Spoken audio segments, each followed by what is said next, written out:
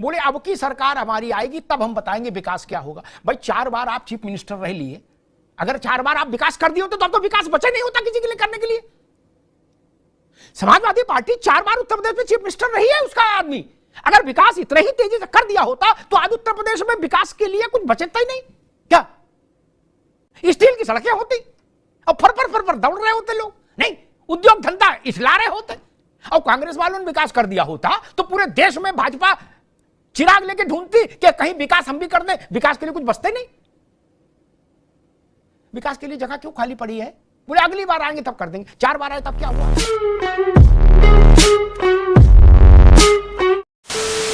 नमस्कार दोस्तों, स्वागत है आपका दफा डिबेट और अमिताभ अग्निहोत्री जी की बहुत ही ज़बरदस्त और बहुत ही धमाकेदार डिबेट वीडियो में।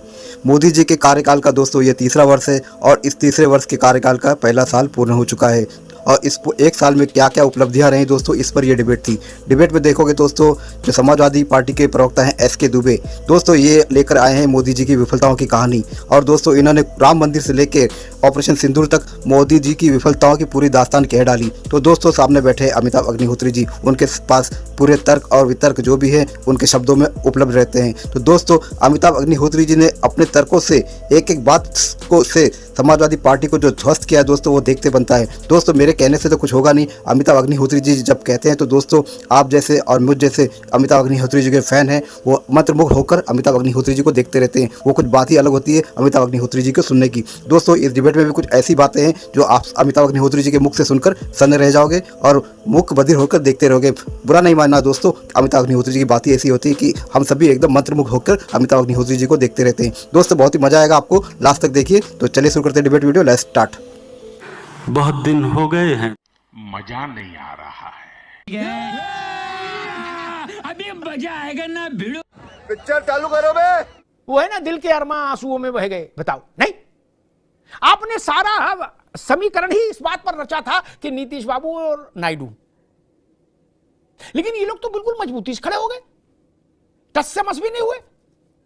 दुबे जी, अग्निहोत्री साहब, राजनीति है, राजनीति में परिस्थितियां कब बदल जाएंगी कोई नहीं कह सकता। अभी की बात कर रहे हैं, आगे की तो भविष्य में सुनिए चर्चा सुनिए करेंगे। आप सुनिए, अभी तक की अरे बात। सुनिए, हाँ आज ही तक की एक वोट से अटल जी की सरकार चली गई थी, ठीक है ना। तो कहने का मतलब ये है वो आश्वस्त थे कि हो जाएगा काम, हो जाएगा, मेरी सरकार बच जाएगी, लेकिन नहीं बच पाई।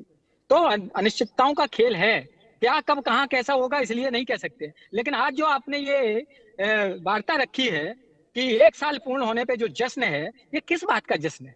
बेरोजगारी कम हुई, महंगाई कम हुई, देश का नाम रोशन हुआ क्या है? हमारे एमपीओ को बाहर विदेश में ये कहने के लिए भेजा जा रहा है कि नहीं हमने ये किया, हमने बहुत बड़ा तीर मार लिया। अरे तीर कैसे मारा?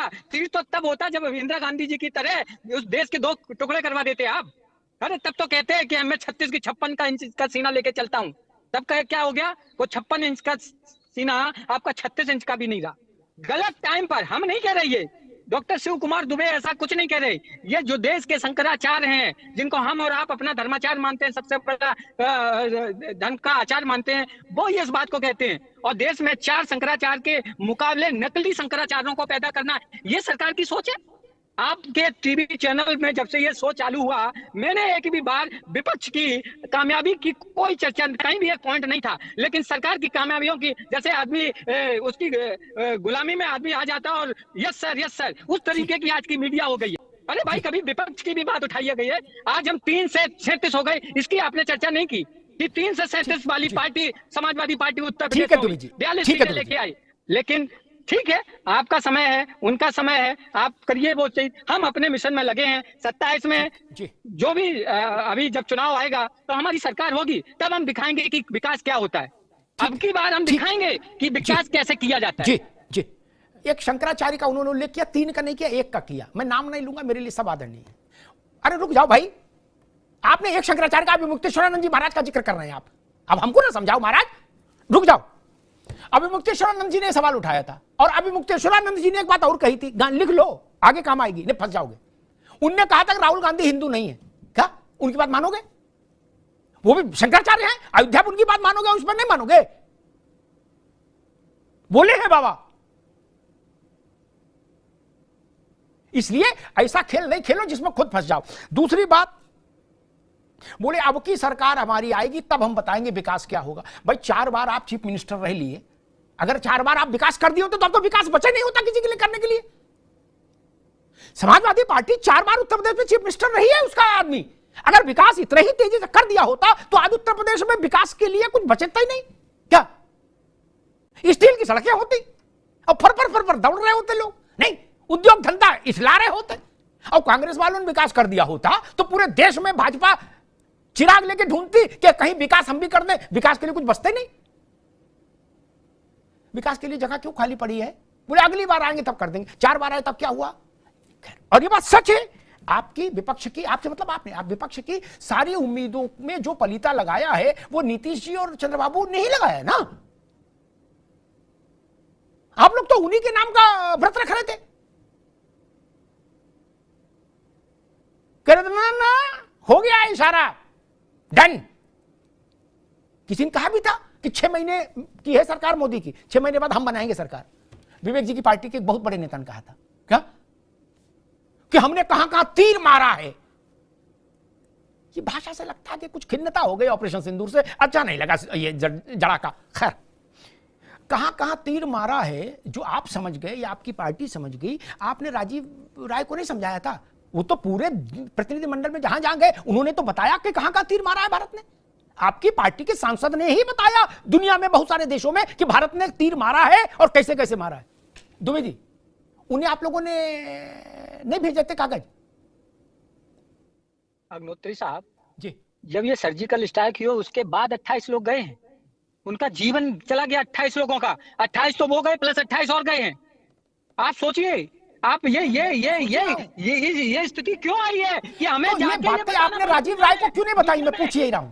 नहीं, सुनिए मेरी बात। वो तो एक सरकार ने डिसीजन लिया, ठीक है, जाना तो आपको नहीं भेजना चाहिए था जब आप सहमत ही नहीं। सरकार नहीं। अरे लेकिन सरकार किस उससे कर गई है? मैं तो यह आश्चर्य में हूँ, आज तक नहीं समझ पाया हूँ कि हमें अपनी चीज दुनिया में जाके बताना पड़े कि पाकिस्तान ऐसा कर रहा है इसलिए हमने ऐसा किया। अरे आज अगर आप 2 टुकड़े करके 3 टुकड़े करके फिर दुनिया को बताना चाहते कि देखो हिंदुस्तान की औकात इतनी है, जिसको चाहेगा उसको दबा देगा, हमारे सामने आंख निकालने वाले की आंख निकल जाएगी, तब जाके आपका सम्मान और बढ़ता। तब आपसे जाके जो ट्रंप जो गेम खेला है ना, ट्रंप वो गेम नहीं खेलता। या और जो देश है वो गेम आएंगे आपके पास, खेमचंद जब रुके उनको उनकी बात आ जाती है पहले। जी जी दुबे जी, तो जो दूसरे भी हैं आपके साथ ओपनली देश कितने आए आप हमें बता दो। 1-2 छोड़ के कोई देश ओपनली ऐसा बोला है कि नहीं? और कहीं किसी ने आतंकवाद का जिक्र किया कि इन आतंकवादियों ने ये मारा, ये गलत है? आप स्टेटमेंट देखिए, हम अगर गलत है तो हम माफी मांगेंगे, कोई दिक्कत नहीं। लेकिन हमने कोई स्टेटमेंट ऐसा नहीं देखा जिसमें आतंकवाद की चर्चा को करके ये कहा गया हो। तो हम कहाँ हैं इंटरनेशनल स्तर पर? अपनी इमेज बनाने के लिए आप कहीं भी हो, लेकिन देश की इमेज सर्वोपरि है। दुबे जी, देश अब की रुकना इमेज होगा। रहेगी तो दुबे भाई, डॉक्टर साहब अब मेरा निवेदन अब रुकना होगा। दुबे जी ने कही, दुबे जी जोरदार आदमी है, तो उन्होंने एक ऐसा दृश्य खींच दिया जैसे फर्रुखाबाद में पक्के पुल पे दो गुटों में लड़ाई हो रही है। बोले निकाल गुड्डू तमंचा, बोले निकाल राइफल, दे धड़ाका सटासट। ऐसे युद्ध नहीं हो रहा भैया दुनिया में। बोले आंख निकाल लेंगे, बोले कान काट लो। ऐसा नहीं होता भैया, युद्ध कई तरीके से लड़ा जाता है। अब गोली बंदूक का जमाना थोड़ी ना भैया। और यूक्रेन और रूस एक युद्ध में फंसे, आज तक और छोर नहीं समझ आ रहा क्या किसी को? छोटी बात है, हम लोग मोहल्ले की लड़ाई समझ रहे कि 2 गुंडों के बीच की लड़ाई है, बोले मार फायर, झमाझम झोंक दे फायर है। ऐसा नहीं होता भैया। ये एटा इटावा खिमसेपुर फर्रुखाबाद बेबर मैनपुरी की लड़ाई है, बोले मोटरसाइकिल 2 लड़के आए फायर झोंक गए। ऐसा नहीं होता भैया। देखिए ना आप रूस में क्या हो रहा है। कहना सरल है, लेकिन जब आप राष्ट्र का नेतृत्व करते हैं तो आपको गंभीर होना पड़ता है, क्योंकि सारी जिम्मेदारी 150 करोड़ लोगों की उसकी सरकार पर होती है। कोई भी फैसला 150 करोड़ लोगों के लिए अच्छा हो सकता है और मुसीबत का कारण बन सकता है। इसलिए बहुत जिम्मेदारी की जरूरत होती है। कहने के लिए आप कुछ भी कह सकते हैं। और अभी ट्रंप की बात आई थी, ट्रंप की तो वैसे मुसीबत हो गई, वहां लंका लगी पड़ी है। वो पूरी दुनिया में पंच बने घूम रहे थे, यहां भी कह रहे थे कि हम ही ने किया। और विवेक जी की पार्टी तो उनका टेलीफोन सुनी आई थी कि ट्रंप ने कब टेलीफोन किया और टेलीफोन पर क्या बोले। लग रहा था ट्रंप ने कान में बताया हो। वो ट्रंप खुद घर में घिर गए, उनके खिलाफ महाअभियोग की मांग हो रही है। उनके दोस्त बड़े दुनिया के सबसे बड़े कारोबारी वो उनके खिलाफ मोर्चा खोल दिए हैं। अब वहां सीज फायर कौन कराएगा? और ट्रंप चचा तो पूरी दुनिया में मिस्टर सीज फायर के नाम से प्रसिद्ध हो रहे थे।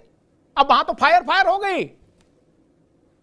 और मैंने कहा चंद्रबाबू नायडू और नीतीश जी के नाम पर हसरत भरी निगाहों से देखते रहे हमारे विपक्ष के दल। उन्होंने निराश किया विपक्ष को। वैसे ही ट्रंप चचा की ओर भी हसरत भरी निगाहों से विपक्ष ने देखा। ढेरों आशीर्वाद दिए ट्रंप साहब को, कहा जुग जुग जियो मेरे लाल, तुमने मजा बांध दिया ट्वीट ठोक ठोक के। वो ट्रंप भी मुसीबत में फंसा है। कर्मा कॉलिंग। तो दोस्तों डिबेट हो गई खत्म, वीडियो हो गई पूरी। उम्मीद करता हूं दोस्तों अमिताभ अग्निहोत्री जी की ये जबरदस्त कुटाई भरी डिबेट वीडियो आपको पसंद आई होगी। ऐसी डिबेट वीडियो देखना आपको पसंद है दोस्तों तो फर्स्ट डिबेट इस यूट्यूब चैनल को आप सब्सक्राइब करते जरूर जाओगे। मिलता हूं आपसे अगली वीडियो में, तब तक के लिए जय हिंद, वंदे मातरम।